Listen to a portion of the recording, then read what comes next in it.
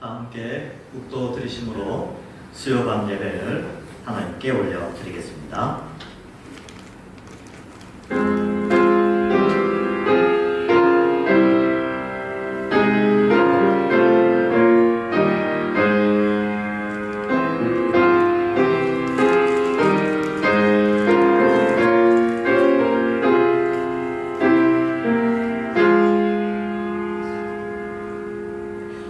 하나님 아버지 은혜를 감사합니다. 주일 후 3일 동안도 저희들 지켜주시고 이 밤에 주의 몸된 교회에 또 이 예배당에 올라오게 하시는 또 각가당에서 예배드리게 하여 주시니 감사합니다. 이 예배를 통하여 하나님 영광 받으시고 하나님의 말씀을 통해 큰 은혜 받는 귀한 시간 되게 하여 주옵소서. 감사드리며 예수님의 이름으로 기도하옵나이다. 아멘. 찬송가 88장 찬양하겠습니다.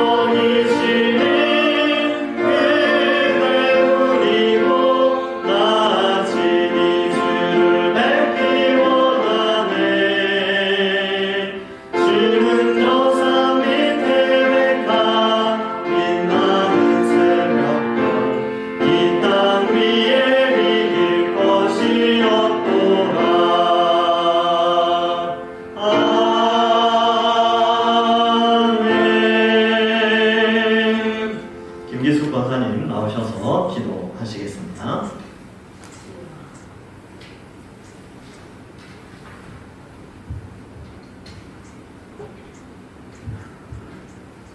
좋으신 하나님 아버지, 우리를 사랑하면서 십자가의 용서와 사랑으로 우리의 죄를 사하여주시고 주님의 자녀로 삼아주시며 부모의 은총으로 구걸을 주신 것을 생각할 때마다 감사를 드립니다. 이 시간 세상과 유괴숙한 생각은 다 내려놓고 오직 주님 말을 바라보고 말씀을 사모하면서 영과 진리로 예배드리게 하옵소서. 나약한 저희들은 주님을 십자가에 못 박는 아픔을 드릴 때도 많았고 때로는 교만과 아집에 사로잡혀서 주님의 자리에 우리 자신이 앉아있을 때도 있었음을 고백하오니 사죄의 은총으로 용서하여 주옵소서. 코로나로 인한 불안과 두려움을 물리쳐 주시고 하루밖에 백신과 치료제가 코로나를 극복하여 등산가족들이 함께 모여 예배드릴 수 있도록 인도하여 주옵소서. 저희들은 아무것도 영위하거나 두려워하지 말고 오직 기도와 간구로 삶을 의탁함으로 하늘의 평강을 누리게 하옵소서. 우리가 들어갈 것은 세상의 것이 아니라 우리 주님이신 하나님이신 것을 다시 한번 확인하고 경건한 삶의 모습으로 하나님 안에 섬기는 주님의 백성 되게 하옵소서. 주님의 몸된 교회의 귀한 목사님을 세워주셔서 시간 말씀을 듣고 은혜를 받으니 감사드립니다. 하나님, 홍순영 목사님에 대해 성령 충만함을 주셔서 말씀에 능력 있게 하시고 듣는 모든 성도들 마음 안에 깊이 새기며 생활 속에서 실천할 수 있도록 인도하여 주옵소서. 생명의 주인이 되시는 주님, 평상에 계시는 하늘들을 기억하시사 지금 손을 내밀어 병을 낫게 하시고 표적과 기사가 거룩하신 예수의 이름으로 이루어지게 은혜를 주옵소서. 하늘에서 준비된 말씀을 성도들께 말씀을 듣는 모든 성도들 심령이 변화되게 하시고 성령 충만한 은혜를 누리는 시간 되게 하옵소서. 예수님의 이름으로 기도드립니다. 아멘.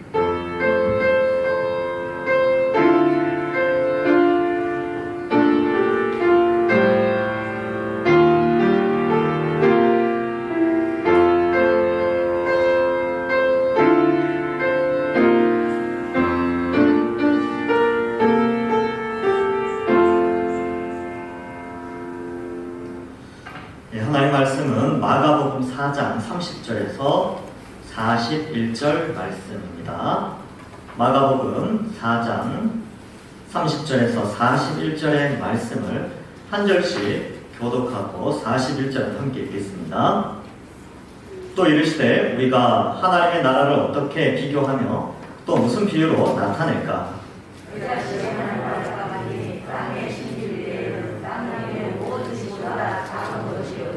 심긴 후에는 자라서 모든 풀보다 커지며 큰 가지를 내나니 공중의 새들이 그 그늘에 깃들일 만큼 되느니라.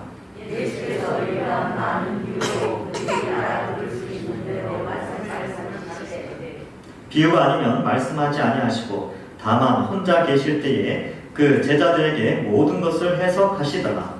그날 저물 때에 제자들에게 이르시되 우리가 저편으로 건너가자 하시니 그들이 무리를 떠나 예수를 배에 계신 그대로 모시고 가매 다른 배들도 함께 하더니 큰 광풍이 일어나며 물결이 이르게 부딪혀 들어와 배에 가득하게 되었더라. 예수께서는 보물에서 베개를 베고 주무시더니 제자들이 깨우며 이르되 선생님이여 우리가 죽게 된 것을 돌보지 아니하시나이까 하니 예수께서 깨어 바람을 부르시며 바다로 이르시되 잠잠하라 조용하라 하시니 바람이 그치고 아주 잔잔하여지더라. 이에 제자들에게 이르시되 어찌하여 이렇게 무서워하느냐 너희가 어찌 믿음이 없느냐 하시니 그들이 심히 두려워하여 서로 말하되 그가 누구이시기에 바람과 바다도 순종하는가 하였더라. 아멘. 우리 계속해서 이 마가복음을 통하여서 함께 계속 배우는 내용이 하나님 나라가 이미 임했다라는 것을 계속 배우고 있습니다. 그래서 우리가 생각할 때 보통 하나님 나라 그러면 죽어서 가는 곳, 나중에 예수님 재림에서 그 하나님 나라가 좀 구체적으로 보이는 그런 개념으로 생각했는데 이 복음서를 읽어보면 구약에 예언된 하나님 나라, 그러니까 우리가 생각하는 그런 옛날 샤머니즘적인 아주 좋은 곳의 하나님 나라 개념이 아니고 구약 성경에 기록된 대로 하나님이 약속하신 하나님의 온전한 통치가 나타나며 하나님의 백성들은 복을 누리며 또 평강을 누리는 그런 하나님의 나라가 이미 이 땅에 예수 그리스도를 통하여 2000년 전에 아주 작은 모습이고 연약한 모습이지만 시작됐다라는 것을 말씀해주고 있습니다. 물론 이제 우리가 생각해 볼 때는 이게 좀 이해가 좀 안 된다. 하나님 나라는 나중에 가는 걸로 생각을 했는데 자꾸 임했다고 하니까 좀 이해가 안 되는 부분들도 있을 겁니다. 이렇게 생각하시면 좋습니다. 우리가 생각하는 그런 화려한 하나님 나라가 장래에 임할 것입니다. 언제 완성되냐면 예수님이 재림하시면 완성이 될 때 그 완성된 하나님 나라의 누릴 복들을 예수님을 믿는 사람들에게 이미 누리도록 하나님이 은혜를 베푸신 거예요. 그러니까 그런 관점에서 볼 때 하나님 나라는 이미 이 땅에 임했다라고 첫 번째 볼 수 있고, 두 번째로는 그런 하나님 나라에서 누릴 그 모든 실체들이 이 땅에서 교회를 통하여서 상당 부분 나타나게 됩니다. 그래서 하나님 나라가 이미 임했다, 이렇게 표현도 하는 것이죠. 그래서 하나님 나라는 이미 임했지만 그러나 아직 완성되지 않은 상태에서 예수님께서는 이미 임한 하나님 나라에 대한 설명을 비유로 하고 있는 것입니다. 그러니까 이 비유의 초점은 하나님 나라가, 즉 구약 시대 때부터 예언되어져 왔던 하나님 나라, 즉 메시아를 통하여 이 땅에 임할 하나님 나라가 이미 임했다라는 것을 노골적으로 말씀하시는 것이 아니라 비유를 통해서 계속 말씀하시고 있는 것이죠. 그래서 이 비유를 이해하는 사람은 이 하나님 나라가 예수님을 통하여서 그렇게 거대한 하나님 나라가 이 땅에 임했으니까 이 예수님이 메시아구나, 이 예수님을 잘 믿어야 되겠구나, 이렇게 이제 생각을 하도록 하는 것이죠. 그래서 이 복음서 기자인 마가 역시 하나님 나라가 이미 임했고 그 하나님 나라의 통치자인 예수님이 이 땅에 오셔서 일을 하고 계시다는 것을 마가복음을 통해서 나타내고 있습니다. 자, 그렇다면 예수님은 어떻게 이 하나님 나라를 비유로 설명하시는가? 지난주까지는 뿌리는 씨죠. 그래서 좋은 밭을 뿌려지면 30배, 60배, 100배 이처럼 복음이 전파되어지는 곳에 사람마다 다를 수 있지만 열매가 다양하게 나타난다라는 것을 보여주고 있으며, 또 등경이에 불빛을 두듯이 하나님 나라는 이제 명확하게 밝게 나타났다. 그래서 숨길 게 없다. 이것을 표현하고 있으며, 또한 자라나는 씨 비유를 통하여서는 인간은 씨를 열심히 뿌리지만 그 씨가 자라고 성장케 하는 것은 하나님이 하신다. 그러니까 사람들은 말씀을 전파하고 전도하는 일에 낙심하지 말고 그 열매를 인간이 맺는 것이 아니라 하나님이 맺어가시니까 인간의 입장에서는 씨를 열심히 뿌리면 된다. 그렇게 하면 하나님이 자라가게 하신다. 이런 것들을 이제 말씀해 주셨습니다. 교회 사역도 똑같죠. 우리가 열심히 사람 영혼 구원하겠다 그렇게 하지만 실제로 영혼을 구원하시는 분은 하나님이시고 우리 입장에서는 씨를 뿌리기만 하면 되는 겁니다. 그래서 복음을 전하고 가르치고 배우고 이렇게만 하면 되는 것이죠. 자, 이제 또 오늘도 비유의 말씀을 우리에게 알려주고 있습니다. 30절에 보시면 또 이르시되 우리가 하나님 나라를 어떻게 비교하면 또 무슨 비유로 나타낼까? 지금 이제 계속 설명하는 게 하나님 나라가 이미 임했다라는 것을 설명하고 그 이미 임한 하나님 나라가 이제 커져가는 것을 비유로 설명을 하고 있는 거예요. 근데 그 비유가 31절에 나오고 있습니다. 31절에 보면 겨자씨 한 알과 같으니 땅에 심길 때에는 땅 위의 모든 씨보다 작은 것이로되 심긴 후에는 자라서 모든 풀보다 커지며 큰 가지를 내더니 공중의 새들이 그 그늘에 깃들일 만큼 되느니라. 예, 하나님 나라가 겨자씨 한 알과 그 한 알이 심겨져서 자라는 것으로 비유되어지고 있다는 것입니다. 사실 우리는 농경사회에 사는 게 아니라서 이거 잘 몰라요. 그리고 우리는 겨자씨가 뭔지 잘 모르는데 저도 겨자씨를 실제로 본 거는 얼마 안 됐습니다. 누가 이제 중공당에 갔다 와가지고 책갈피에 코팅을 해가지고 이렇게 딱 보여주는데 이게 겨자씨야 하고 딱 보여주는데 참깨 크기만 해요. 참깨 크기만 하더라고요. 근데 그게 이제 땅이 심겨지면 많은 풀보다 엄청 이제 키가 자라서 새들이 와서 깃들 정도로 커진다는 것이죠. 예수님이 이제 그 사람들이 그걸 다 아니까 그걸 다 비유를 푸는 것이죠. 그렇다면 여기서 이 비유의 좀 초점은 아주 보잘것없고 작은 겨자씨, 그러나 아주 크고 화려한 숲을 이룰 만큼 큰 나무, 새들이 와서 그늘에 깃들일 정도로 큰 나무로 자라는 것, 그러니까 아주 작은 것과 아주 큰 것을 이제 상대적으로 이렇게 비교를 해서 이 하나님 나라를 설명하고 있는 것이죠. 그러면 지금 이 겨자씨보다 못한, 겨자씨처럼 작은 그런 보잘것없는 하나의 씨는 어떤 거냐라고 하면 지금 예수님의 사역과 좀 연결되어 있어요.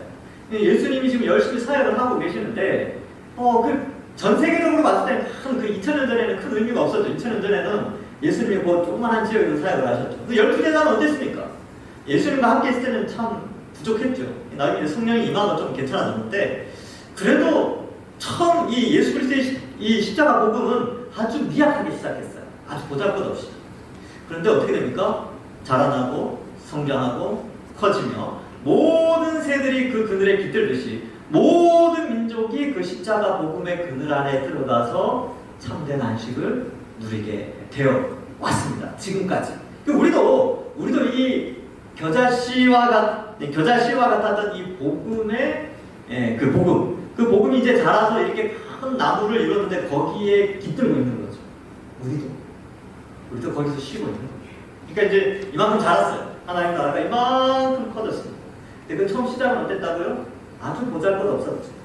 사도들은 아주 그죠? 막 죽어가고 이 복음 때문에 죽어가고 그래서 야, 곧 없어지겠구나. 기독교는 곧 없어지겠구나. 2000년 전에 유대교 사람들이 그렇게 생각했을 거 아닙니까? 핍박하고 죽이고 막 그러니까 거기에다가 로마가 또 기름까지 부었죠. 그래서 로마에서 막 핍박을 하고 그러니까 유대인들이 무슨 생각했을까요?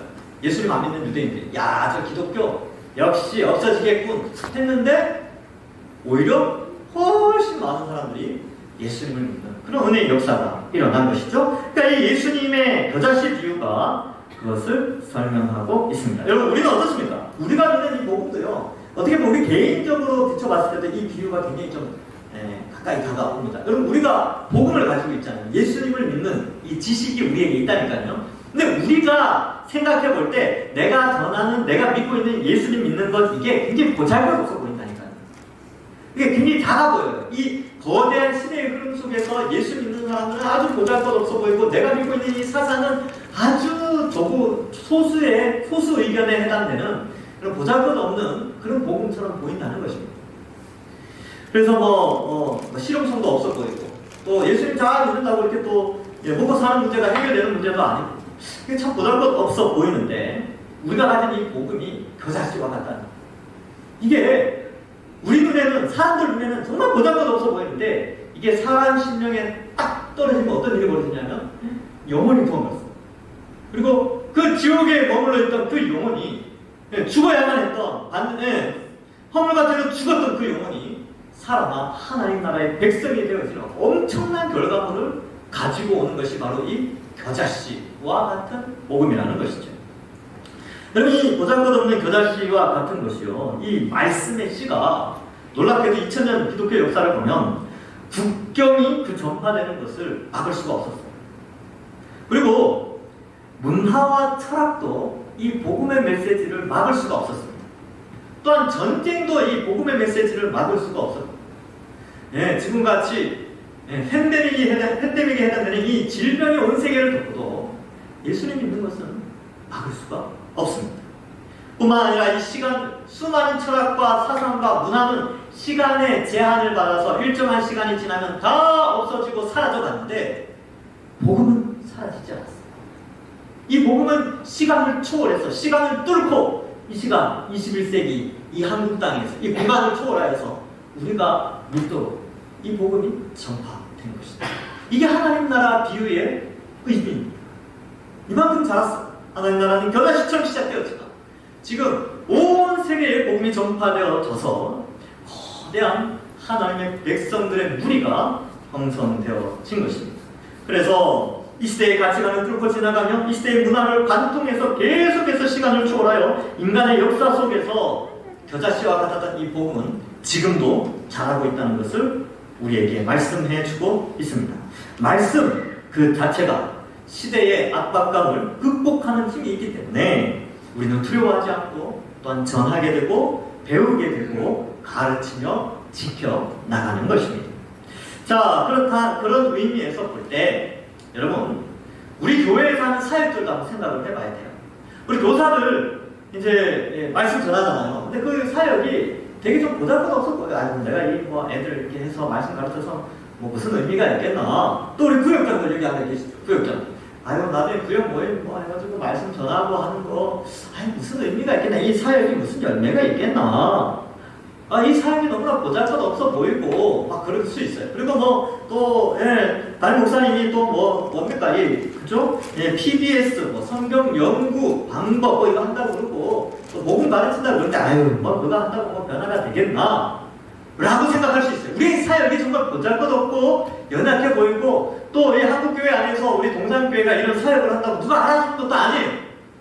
그런데 이 작아 보이는 이것이 하나님 나라를 확장하고 성장시키는 그 중심에 있다는 사실을 우리는 잊지 않아야 돼요. 그러니까 우리는 뭔가 규모를 보고 뭔가를 판단하는데 이 씨 자체를 바라봐야 됩니다. 이 씨 자체, 복음 자체가 가지고 있는 능력을 바라보면서 사역을 감당하는 것이죠. 그래서 저도 마찬가지고 여러분들도 마찬가지고 우리 다음 세대들에게 다음 세대들에게 말씀을 가르치는 교사들도 똑같아요. 내가 지금 사역하고 있는 이것이 무슨 큰 뭐가 일어나겠나라는 생각을 할 수 있지만 아니요. 그 씨가 심겨지면 엄청난 열매로 그리고 수많은 사람들이 깃들 수 있는 영혼 구원의 그 시작점이라는 사실을 우리는 잊지 않아야 하는 것입니다. 한국 땅에 복음이 들어올 때도 그랬어요. 보잘것없이 들어왔죠. 또 순교의 제물로 많은 믿음의 선배들의 순교로 말미암아 기독교는 금방 없어질 줄 알았어요. 그러나 오히려 예수 믿는 사람은 더 많이 늘어갔고 지금 이 시대에 우리도 예수님을 믿고 있는 것이죠. 우리의 사역은 미약하고 우리는 드러나지 않아도 하나님 나라가 크게 드러나고 있다면 그 사역은 이미 성공한 것임을 우리는 잊지 않아야 합니다. 우리의 방향성이 어디 있습니까? 우리는 복음을 바라보고 있습니까? 이 복음이 자라고 성장하고 또 이 시대의 가치관과 이 시대의 문화와 철학과 이 모든 걸 뚫고 지나가 사람들의 심령을 살린다는 사실을 우리는 알아야 하는 것이죠. 그래서 이 복음이 가지고 있는 우리가 가지고 있는 이 성령의 복음이 얼마나 이 지구 역사에 크게 침투해 들어가서 인류를 살리고 있는가 하는 그런 거시적인 안목이 우리에게 필요합니다. 여전히 생명력을 이 복음이 발휘하여서 온 세상 구석구석에 침투해서 하나님 나라가 거대한 나무가 되어서 수많은 영혼들이 그 나무 그늘 아래 깃들이고 있다는 사실을 우리는 목격하며 또한 인식하고 살아가야 합니다. 이런 관점에서 볼 때 복음은 너무나 거대하게 우리 인류의 역사 속에 자리 잡고 있습니다. 정말 보잘것없어 보이지만 그 보잘것없는 것이 인류 역사 속에 너무나 위대하고 거대하게 자리 잡아오고 있다는 사실을 우리는 인식을 해야 하는 것이죠.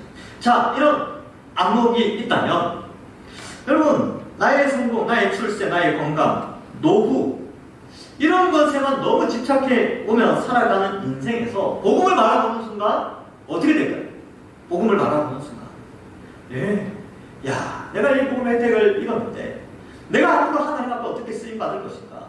내가 하나님 앞에서 이 하나님 나라가 확장되어져 가고 수많은 영혼들이 이 복음의 그늘에 깃들이게 되어지는데 이 하나님의 거대한 역사 속에서 나는 어떻게 쓰임받고 있는가? 라고 하는 인식이 우리에게 이제 들어오게 되는 것이죠.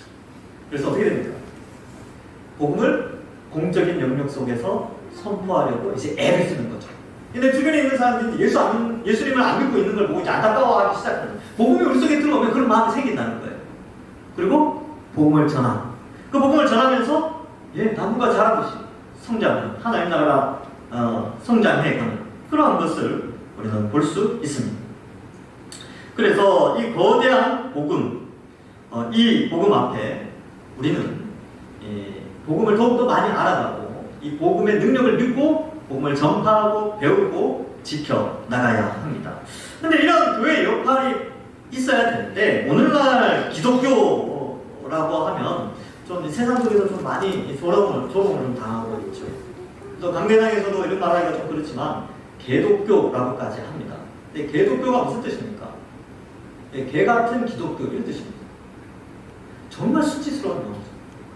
근데 왜 그렇게 되었을까? 왜 불과 50년 전, 60년 전만 해도 기독교인이다 그러면 사람들이 존중하고 돈을 빌려가도 차용증서도 쓰지 않는다라고 합니다. 교회사에서 보면 기독교인이 돈 빌려가면 야 그거 안 써도 된다, 예수 믿는 사람은 반드시 돈 갚는다 하고 그렇게 돈을 빌려줬었대요. 그만큼 사회 속에서 기독교인들의 역할이 컸고 어저께 이제 3.1절이었죠. 3.1절날 독립운동을 했던 수많은 사람들 대부분이 상당수가 기독교인이었습니다. 그래서 기독교인들 존경했어요. 근데 오늘날 어떻게 하다가 이렇게 기독교가 이미지가 추락되었습니다.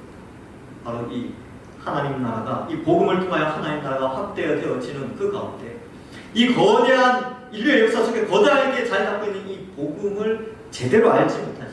그 제대로 알지 못함으로 말미암아 그 삶이 변질되어짐으로 말미암아 복음의 영광으로 말미암아 과거의 교회의 이미지, 성도의 이미지가 칭찬을 받았는데 지금은 복음에 대한 무지함으로 말미암아 그들의 삶이 뒤틀려지면서 기독교는 조롱받기 시작했습니다. 결국 이 문제는 지식의 문제입니다. 복음에 대한 지식이 제대로 들어가지 않았기 때문에 삶이 타락하게 되고 결국 기독교 전체가 일부의 문제이지만 그 일부 사람들 때문에 기독교 전체가 욕을 얻어먹는 그런 시대에 우리가 살고 있는 것이죠. 그러면 이럴 때에 우리가 어떤 생각을 해야 되느냐? 여러분 사실 이 신앙이라는 것이요, 이 복음이라는 것이 교회 안에서만 머무르면 안 됩니다. 이걸 신앙의 사유화, 사적 영역 이런 표현을 쓰는데 우리가 가진 신앙이 너무 사적 영역에만 그동안 머물러 있었다는 거예요. 즉 교회에서만 복음, 집에서만 복음이지 직장에서나 사회에서는 이 복음에 합당한 삶을 살지 않았다는 것이죠. 즉 공적 영역 속에 이 복음의 영향력이 나를 통해서 나타나야 되는데 공적 영역 속에 복음을 들고 나가는 걸 포기해버리는 순간 기독교는 타락하게 되는 것이죠. 하나님 나라의 확장은 없는 것이죠. 왜 공적 영역으로 안 나갑니까? 사적 영역 안에만 머무르죠. 지금은 어떻습니까? 코로나 때문에 이 사적 영역 안에 복음 자체도 사라지고 있죠. 심각한 상황이죠. 예. 그러나 이러한 기회에 여러분 우리는 같이 생각해야 됩니다. 교회를 다시 한번 돌아보고 하나님께서 왜 이 질병을 통하여 교회 문까지 닫아버리시는가? 교회가 도대체 무엇을 잘못했는가? 우리는 무엇을 잘못했는가? 어떠한 실수가 있었기에 혹은 우리가 어떠한 것들에 있어서 새롭게 개혁해 나가야 되기에 하나님은 교회 문을 닫아버리셨는가? 마치 구약의 이사야 혹은 에스겔에서 나온 것처럼 하나님이 성전 문을 닫을 자가 있었으면 좋겠다 할 정도로 우리가 잘못된 방향으로 나간 것은 아닌지 우리도 한번 생각해 봐야 된다는 것이죠. 이러할 때. 그래서 이 복음의 능력이 이렇게 위대하다면 우리가 가진 복음에 대한 바른 이해가 있어야 되고 그 복음은 필연적으로 공적 영역 속, 즉 사회 속으로 영향력을 발휘해야 된다는 것입니다. 그걸 좀 우리가 알죠. 이 공적 영역으로 나가지 않으면 이 씨가 자라지 않는다는 뜻이에요. 복음이. 이런 의미에 있다면 우리가 오늘 예수님의 비유를 통하여서 하나님 나라가 이렇게 확장되는데 나는 지금 뭘 하고 있지? 이렇게 생각해 봐야 된다는 것이죠. 그리고 우리 동산교회는 어떻게 해야 될까? 동산교회는 이 겨자씨를 가지고 있는데 이 겨자씨를 지금 나만 가지고 있는 거야. 나만. 이 겨자씨. 이게 땅에 심겨져야 되는데 심는 일을 행하지 않고 있지는 않을까? 이렇게 생각을 해보고 이제 심는다면 열매가 빨리 자라지 않는다고 조급해야 하지는 않을까? 그리고 우리는 이 하나님 나라는 어떻게 했든지 이 말씀을 통해서 성장한다는 사실을 믿고 자라가야 됩니다. 그래서 그런 의미에서 성경을 좀 연구하고 또 복음을 배워야 됩니다. 여러분 우리가 복음을 안다고 하는데 복음을 알죠. 근데 더 많이 알아야 됩니다. 더 많이. 우리가 수학을 알죠. 수학을 알죠. 덧셈 뺄셈 이런 거 알잖아요. 근데 수학을 안다라고 할 때 더 많이 알아간다라는 것은 인수분해도 하고 미분도 하고 적분도 하고 이런 것들까지 나가는 게 수학을 더 많이 아는 거죠. 마찬가지로 복음도 마찬가지입니다. 예수님 믿으면 구원받습니다. 이 단순한 복음의 진리부터 시작하지만 그 예수님 믿으면 구원받는다는 그 속에 담겨진 깊이 있는 하나님의 뜻, 하나님이 우리에게 원하시는 의미들 그것을 이렇게 두껍게 일부러 써놨어요. 하나님. 알라는 것이죠. 그걸 알아갈 때에 이 하나님 나라의 확장에 큰 열매들이 나타나게 됩니다. 그래서 표현이 조금 제가 좀 추상적으로 설명했지만 중요한 건 이런 거예요. 하나님 나라가 확장돼야 될 때 하나님 나라가 겨자씨가 우리에게 뿌려졌고 이게 이제 자라가는데 이게 자라가려면 씨가 뿌려져야 된다. 우리가 지금 씨를 가지고만 있고 뿌리지는 않는가? 혹은 지금 이 씨가 제대로 자라고 있는가? 하나님이 자라게 하시지만 그 하나님이 자라게 하시는 여기에 나는 지금 어떤 위치에 있는가? 이걸 우리가 같이 생각을 해볼 필요가 있다는 것이죠. 우리 교회 방향성도 마찬가지입니다. 이 하나님의 거대한 역사 속에 우리 동산교회는 어떠한 역할을 하고 있는가? 이걸 살펴보는 것이죠. 그래서 이 세상이 아무리 우리에게 큰 그늘을 안겨준 것처럼 화려해 보인다 할지라도 참된 그늘은 하나님 품이요 복음의 그늘 아래 있을 때 우리가 참된 안식을 누리게 되는 것입니다. 여러분 세상이 주는 그늘은요 금방 말라버립니다. 그러나 복음의 그늘 아래서 우리가 쉼을 얻게 되는 것이죠.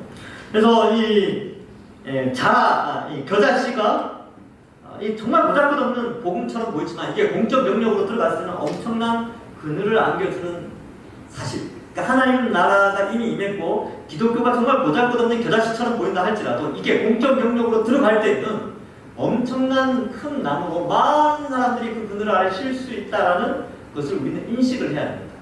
우리가 가진 복음이 이렇게 위대한 거죠. 그러니까 우리만 갖고 우리만 좋아하고 그러지 말고 공적 영역으로 와서 이 나무가 커지도 우리가 그 역할을 감당해야 하는 것입니다.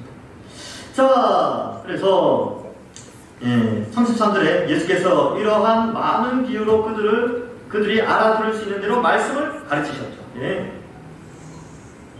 예수님 오셔서 지금 이 상황에서 기적을 베풀어 그런 것보다 말씀을 많이 가르쳐주셨어요. 말씀을 어떻게든 알아야 되니까.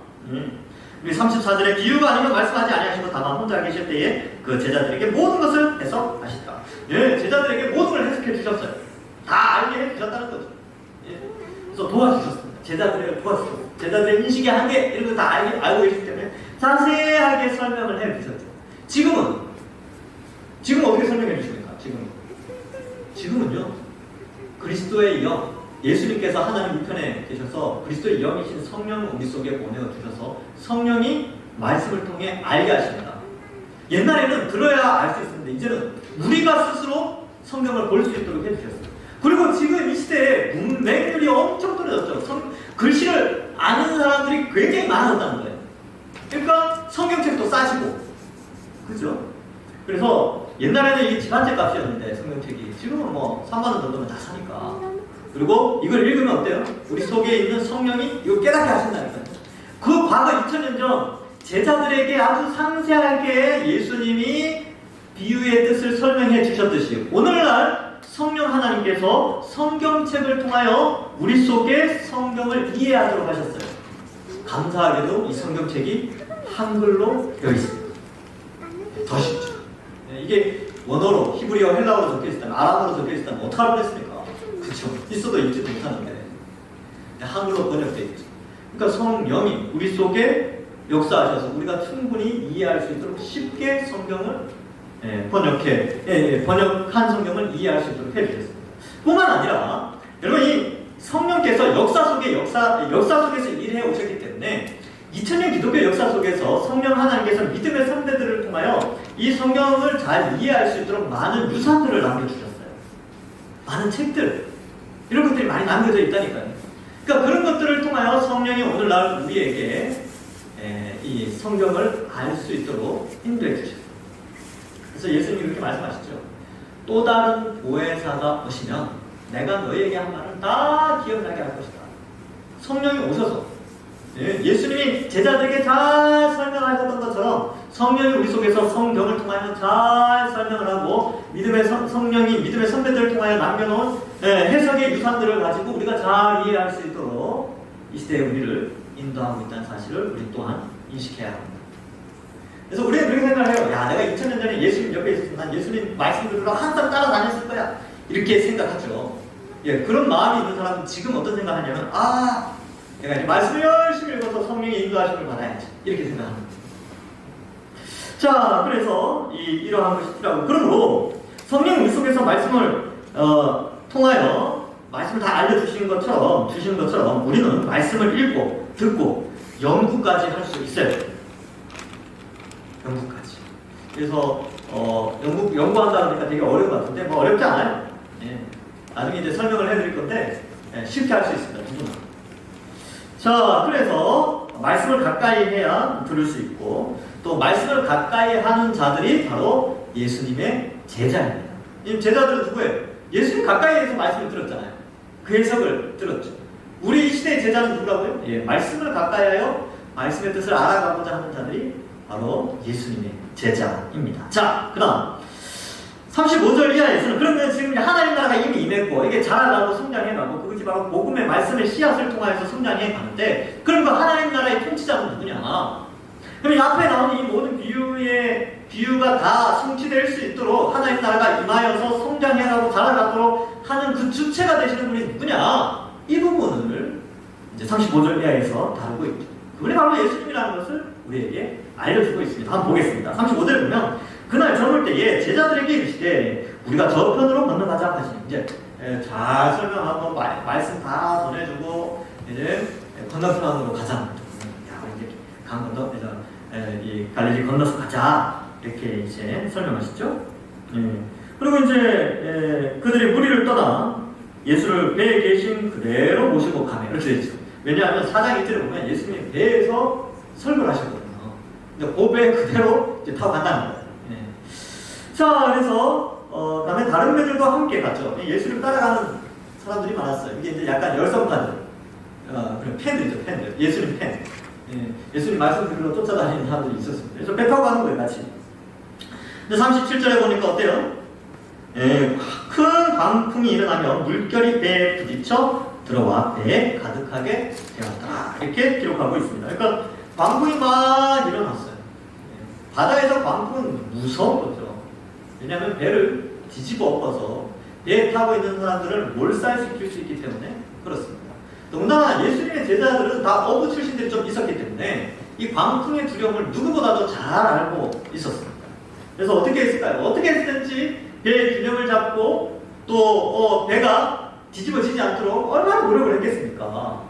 근데 우리 멋지신 예수님은 주무세요. 38절에 보면 예수께서는 고물에서 베개를 메고 주무시죠. 그래서 좀 상상을 해보면 배의 아랫부분은 아니고 고물이 있는 부분은 조금 배에서 좀 약간 밑쪽을 좀 차지하는 것 같아요. 왜냐하면 배에 물이 가득 찼는데 예수님은 안 젖었거든요. 주무실 수 있으려고. 다 젖었으면 잠도 잘 못 주무실 텐데 어느 정도 주무실 정도는 될 수 있는 위치니까 고물이 있는 위치가 배 조금 위쪽이었겠죠. 근데 어쨌든 광풍이 불었는데 남들 다 멀미하고 막 그러는데 예수님 주무셨어요. 왜요? 배 이동을 하기 전까지 말씀을 전하셨잖아요. 얼마나 피곤하셨겠어요. 다 전하고 인간의 몸으로 오셨기 때문에 한 번도 경험해보지 못한 그 피조물의 형상을 가지고 생활을 하셨으니까 얼마나 힘드셨겠어요. 그래서 주무시는 것이죠. 근데 이제 제자들이 깨웁니다. 제자들이 깨우며 이르되 선생님이여 우리가 죽게 된 것을 돌보지 아니하시나이까 하니라고 표현을 하고 있습니다. 그래서 이 생존의 문제가 발생을 했죠. 예수님 피곤한 거 알죠? 이 제자들이 예수님 피곤한 거 알아요. 그래서 예수님 계속 주무시도록 냅뒀다니까요. 냅뒀다는 표현 좀 그렇지만 그냥 그렇게 주무시도록 그렇게 이제 잘 섬겼어요. 그런데 도저히 안 되는 거예요. 도저히 이제 배에 물이 차니까 같이 죽게 생겼어요. 예수님이나 자기들이나 같이 죽게 생겼다 이렇게 판단을 하고 마지막에 예수님을 깨우게 됩니다. 그래서 예수님이 이제 잘 주무시고 계시다가 깨우니까 기분이 좀 안 좋으셨나 봐요. 그래서 어떻게 해요? 39절에 예수께서 깨어 바람을 꾸짖으시며 자는데 깨웠다는 거죠. 저는 그런 생각도 한번 해봤습니다. 이게 예수님의 약간 해학적인 분위기. 사실 그런 건 아니고 이 바람과 이 파도로 인하여서 제자들이 두려워하니까 그들을 안심시키기 위해서 문제를 해결하시는 것이죠. 그런 의미로 생각하시면 됩니다. 왜냐면 제가 왜 이렇게 말씀드리냐면 이렇게 이상하게 좀 보시는 분들도 간혹 있습니다. 예수님이 자는데 피곤했는데 잠 깨우니까 화나서 바람을 꾸짖었다 이런 사람도 있는데 그렇지는 않고요. 제자들을 안심시킵니다. 그리고 보호하시죠. 그리고 이 기적이 주는 의미가 좀 있습니다. 이 제자들은요 이렇게 표현을 하죠. 죽게 된 것을 돌보지 아니하시나이까 이렇게 표현하고 있어요. 그러니까 죽을 수 있다라는 그런 두려움이 있었어요. 예수님이 계셨지만 자기들은 죽을 수 있다. 이런 두려움이 있는 것이죠. 그런데 예수님은 일어나셔서 어때요? 죽지 않는다라는 것을 보여주십니다. 어떻게 해요?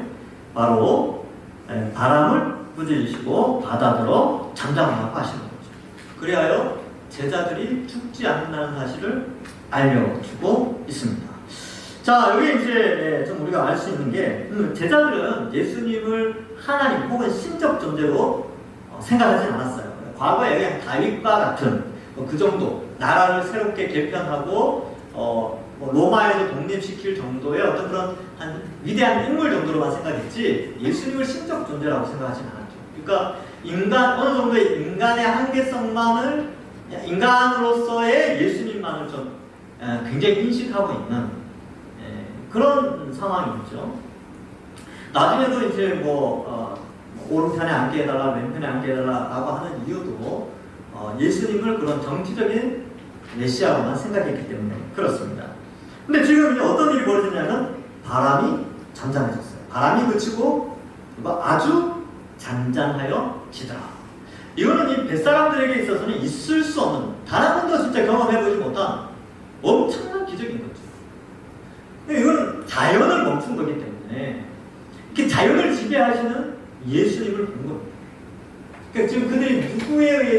받고 있는지 절실하게 깨닫는 거죠. 이 사건을 통해서.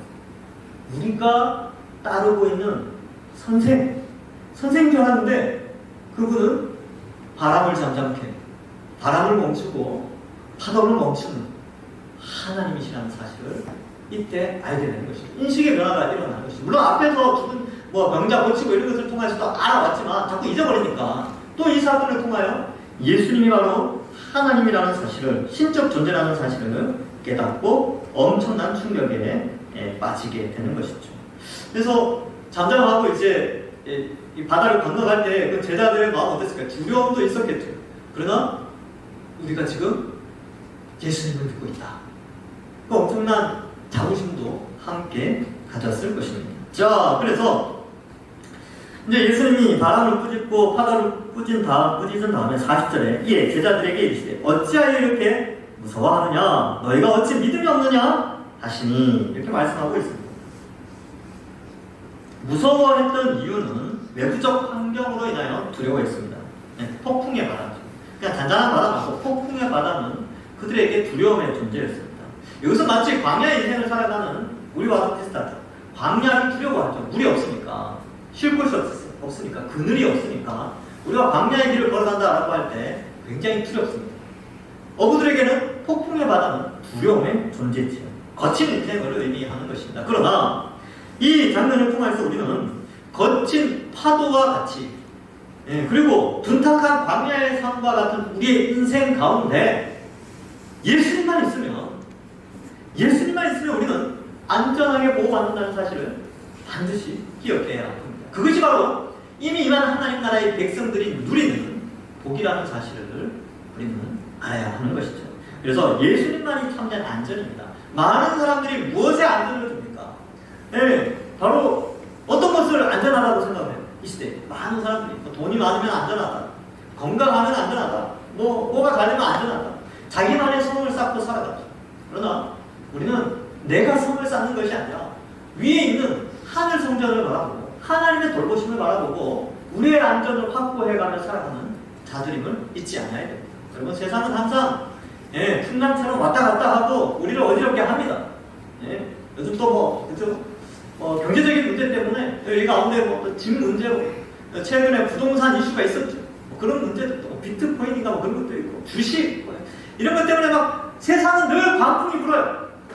그 가운데 우리는 어떤 생각이 들어요? 저 광풍 때문에 내가 죽는 거 아닌가? 나는 미래를 준비하지 않아서 이 광풍에 휩쓸려서 나는 비참한 최후를 맞지 않는 거 아닌가? 이렇게 생각할 수 있을 그때에 우리는 예수님을 바라봐야 돼요. 예수님이 우리의 인생을 책임져 주시고 우리의 미래를 책임져 주시고 우리의 노후를 책임져 주시고 내 자식들을 예수님이 책임져 주신다. 이 믿음이 있을 때 참된 평강과 안전을 우리가 누릴 수 있는 것입니다. 그래서 자녀들 있잖아요. 아니면 손주들 공부할 때 고3 됐다고 학원 보낸다고 교회 안 보내고 시험 기간 됐다고 교회 안 보내고 그런데 그거는 예수님을 의지하지 않는 모습입니다. 안타깝게. 어떻게 생각해야 될까요? 내 자식의 미래는 예수님 손에 달려있다. 그 신앙을 붙잡고 예수님께로 그를 인도해야 됩니다. 이렇게 가야 된다는 거죠. 그래서 여러분 손주들, 여기 이제 연세 드신 분들 많으니까 손주들 고3 되거든요. 꼭 신앙생활 잘할 수 있도록 그렇게 해주세요. 그리고 학원 때문에 시험 기간 됐다고 교회 빠지고 예배 빠지고 그러면 그 광풍이 휩쓸려 갑니다. 그게 사는 것처럼 보이죠? 아니요. 그건 사는 길이 아닙니다. 참된 사는 길은 예수님께로 달려갈 때 우리의 생존이 달려있고 우리 자녀들의 생존이 달려있는 것입니다. 그래서 세상은 늘 우리를 이렇게 광풍으로 인도하죠. 이렇게 돈 때문에 힘쓸고 지식 때문에 힘쓸고 미래 때문에 힘쓸고 노후 때문에 우리를 늘 어지럽게 우리 생각을 어지럽게 해요. 그러나 현재의 삶 속에서 미래는 하나님께 맡기고 예수님 잘 믿으면 됩니다. 신앙생활 잘 하시면 됩니다. 이게 바로 복음이죠. 이게 바로 교회가 겨자씨가 떨어져서 이렇게 큰 나무를 이루게 된 배경이 여기에 있는 것입니다. 세상에 광풍이 휩쓸리지 않았습니다. 우리 믿음의 선배들은 다 예수님께 착 달라붙어서 거기에서 참된 안식을 누렸다는 사실을 우리는 잊지 않아야 됩니다. 예수님은 지금 제자들에게 믿음의 부족을 이야기하고 있습니다. 왜 이렇게 믿음이 없느냐? 믿음이 왜 없습니까? 예수님에 대한 지식이 없어서 그렇습니다. 그들이 예수님이 하나님이 이 땅에 인간의 몸으로 오셨다는 사실을 알았다면 좀 더 일찍 깨웠겠죠. 예수님 풍랑옵니다. 아시죠? 이렇게 빨리 깨웠겠죠. 그리고 그렇게 두려워하지 않았어요. 우리도 마찬가지입니다. 우리가 예수님을 더 많이 알아가면 알아갔어요. 우리는 세상에 광풍이 몰려와도 두려워하지 않습니다. 예수님 아시죠? 이런 광풍이 부네요. 알아서 책임져 주세요. 이렇게 담대하게 믿음 생활하는 것이 바로 믿음이 있는 자의 삶입니다. 믿음은 바로 그런 것에서 나타나는 것이죠. 믿음은 바라는 것의 실상입니다. 예수님이 우리를 지켜주신다는 그 믿음을 바라보면서 그 실상대로 이 땅에서 참으로 예수님만을 의지하며 살아가는 것이죠. 자, 그렇다고 해서 노후를 준비하지 마라, 자녀들 교육시키지 마라, 그런 뜻이 아닌 거 아시죠? 신앙에 붙어있도록 최선을 다해야 됩니다. 이게 우선순위에 있다는 것이죠. 그 다음에 차선의 것들을 행해 나가는 것이 우리 인생입니다.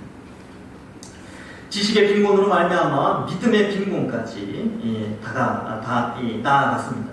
신앙이 잘못되거나 오해되면 사람들은 잘못된 행동을 하게 됩니다. 그래서 정확한 지식은 믿음을 강하게 해주고 두려움을 극복하게 해줍니다. 또 광고합니다. 성경 연구반 그리고 복음반, 복음 공부하는 거 같이 합시다. 약속드립니다. 그 과정을 잘 이수하시면 정말 믿음이 견고해지실 겁니다. 그래서 믿음이 자라게 됩니다. 그것은 또한 남녀노소 가리지 않습니다. 복음은 나이가 어리다고 자라지 않는 것이 아닙니다. 연세가 많으시다고 자라지 않는 게 아닙니다. 복음은 운동력이 있어 사람의 신령과 관절과 골수를 찔러 쪼개요. 모든 것을 드러나게 하는 사람 움직임을 변화시키는 것이 복음의 능력입니다. 그렇게 될 때 참된 복음을 알아갈 때 우리는 이 세상을 분별하며 두려워하지 않고 살아가게 됩니다. 경험된 지식이 아니라 성경적 지식으로 세상을 살아가는 것이죠. 제자들이 두려워했던 이유는 그들의 경험적 지식이 믿음에 앞서서 경험적 지식이 그들을 사로잡았기 때문에 두려움에 휩싸이게 된 것이죠. 그러나 우리는 그렇지 않습니다. 우리는 성경적 지식이 우리의 경험적 지식을 사로잡아 뛰어넘어 그 세상의 질서에 압도되지 않고 우리는 그 세상을 뚫고 복음의 가치관으로 이 세상을 살아가는 자들로 부름을 받았습니다. 그래서 믿음으로 살아가는 것이 그래서 중요한 것입니다. 자, 이제 41절에 보면 그들이 심히 두려워하여 서로 말하되 그가 누구이기에 바람과 바다도 순종하는가 하였더라. 이렇게 기록하고 있습니다. 심히 두려워했다. 심히. 앞에 풍랑을 두려워한 것보다 예수님의 이 사건을 보고 그것보다 풍랑의 두려움보다 훨씬 더 큰 두려움으로 예수님 앞에 그들이 서 있는 것이죠. 여러분, 우리는 세상의 이 광풍, 부동산 광풍, 비트코인 광풍, 주식 광풍, 돈의 광풍, 명예의 광풍 이런 것들 앞에서 두려워하는 자들이 아니라 예수님 앞에 두려워해야 해요. 우리가 하나님 앞에 있다는 사실을 잊지 말아야 돼요. 우리의 삶의 여정을 하나하나 다 지켜보시고 계시기 때문에 우리는 그 두려움 앞에 참된 두려움으로 살아가야 하는 것입니다. 누가 하나님 나라의 통치자입니까? 바로 예수 그리스도이십니다. 우리는 세상의 위협을 두려워하는 자가 아니라 창조주 하나님이신 예수님을 두려워하며 살아가는 자들입니다. 하나님 나라는 이미 임했고 2000년이 흘러 여기까지 확장되어져 왔습니다. 2000년 기독교 역사를 바라보면서 우리는 무엇을 두려워해야 합니까? 바로 2000년 역사 속에서 하나님은 교회를 지키시고 보호하시고 여기까지 확대시켜 나가셨던 분임을 우리는 역사를 통하여 보면서 역사에 수많이 생겼다가 사라진 문명이나 가치관이나 돈이나 명예나 이런 것들을 두려워하거나 추구하는 자들이 아니라 예수 그리스도를 바라보면서 이 땅을 살아가는 자들입니다. 그래서 마태복음 10장 28절에서 31절에는 이렇게 말씀하고 있습니다. 몸은 죽여도 영혼은 능히 죽이지 못하는 자들을 두려워하지 말고 오직 몸과 영혼을 능히 지옥에서 멸하실 수 있는 이를 두려워하라. 참새 2마리가 한 아사리온에 팔리지 아니냐. 그러나 너희 아버지께서 허락하지 아니하시면 그 하나도 땅에 떨어지지 아니하리라. 너희에게는 머리털까지 다 세신 바 되었느니 두려워하지 말라. 너희는 많은 참새보다 귀하다. 아멘. 예수 그리스도의 십자가 형벌대속의 보혈로 우리를 하나님 자녀로 삼아 주셨습니다. 하나님이 이 세상 만물의 모든 생태계를 책임지시는 것처럼 우리는 그의 자녀이기 때문에 얼마나 더 우리를 보호하시고 책임져 주시겠습니까? 두려워하지 말고 예수 그리스도의 십자가 보고 성경의 메시지를 더 많이 알아서 믿음을 경고케 하여서 이 세상의 경험적 지식이 우리를 아무리 두렵게 하고 떨리게 한다 할지라도 세상과 타협하거나 죄악에 물들지 않고 우리의 신앙을 더욱더 경고케 하고 믿음을 강하게 하여서 이 마지막 시대에 다 하나님 앞에 칭찬합니다. 정말 이스라엘에 이만한 믿음을 본 적이 없다라고 하셨던 그 예수님의 말씀이 우리 동산교회 성도들을 통하여서 나타날 수 있게 주님의 이름 간절히 축원합니다. 기도하겠습니다. 하나님 아버지, 세상의 수많은 사람들은 세상의 광풍에 휩쓸려서 두려워하고 떨며 살아가는 가운데 있지만 우리 예수님 믿는 사람들은 오직 예수님께 붙어 있어서 예수님을 통하여 얻게 될 영원한 하나님 나라의 영원한 축복과 그 기쁨들을 생각하며 두려워하지 않고 인생을 살아가게 하여 주옵소서. 많은 사람들이 미래를 두려워합니다. 노후를 두려워합니다. 그러나 우리 그리스도인들은 현재 예수님 믿는 이 신앙을 더욱더 굳게 잡아서 우리의 인생을 하나님이 책임져 주시고 예수님이 우리를 지키시고 보호하신다는 그 믿음에 흔들리지 아니하며 또한 우리의 자녀들까지도 우리의 가정까지도 하나님이 다 알아서 책임져 주신다는 믿음 가지고 살게 하여 주시옵소서. 그래야 이 세속의 경험이 우리의 믿음을 지배하지 못하도록 하시고 오히려 우리의 믿음이 우리의 성경적 가치관이 이 세속 사회의 가치관을 뛰어넘어 하나님께 영광 돌리는 그런 가치관에 합당한 삶으로 나타날 수 있도록 축복하여 주옵소서. 그래야 믿음의 담대함 그것이 우리 동산교회 성도들을 통하여 나타나고 그러한 칭찬이 우리 교회에 넘쳐날 수 있도록 인도하여 주옵소서. 감사드리며 예수님의 이름으로 기도하옵나이다. 아멘. 찬송가 400장 찬양하겠습니다.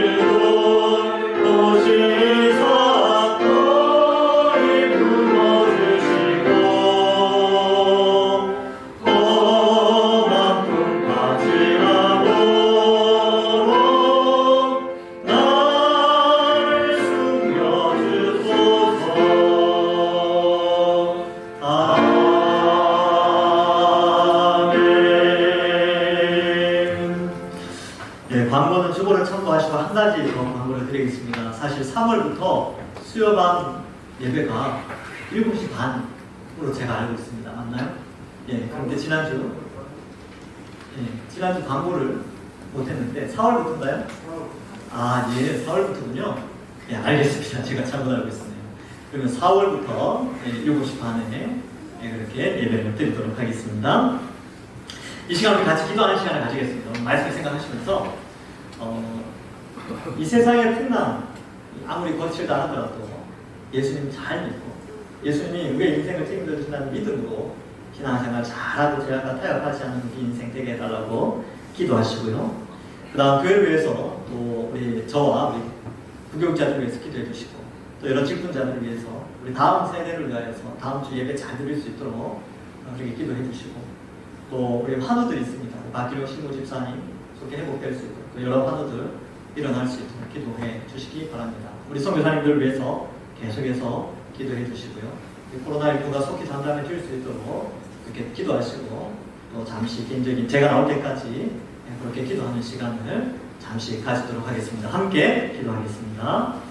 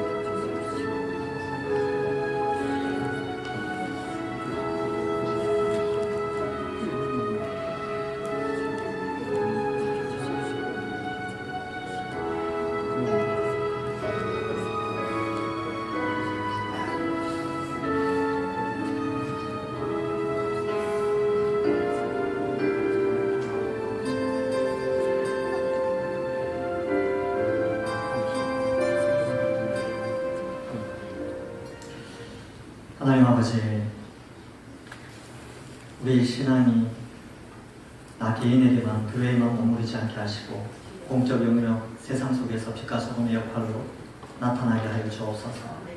그 일은 너무나 두려운 일입니다. 그러나 그 두려움 앞에 예수님만 있으면 안전하다는 사실을 믿고 세상 가운데서 창조주 하나님이신 예수님을 믿고 하나님 나라의 통치자이신 예수님을 믿고 온전히 이 사회 속에서 믿음의 삶을 살아갈 수 있도록 인도하여 주옵소서. 그래, 우리 동산교회 모든 성도들 하나님이 기뻐하시는 귀한 성도들로 세워지게 하여 주실 줄 믿사옵고 예수님의 이름으로 기도하옵나이다.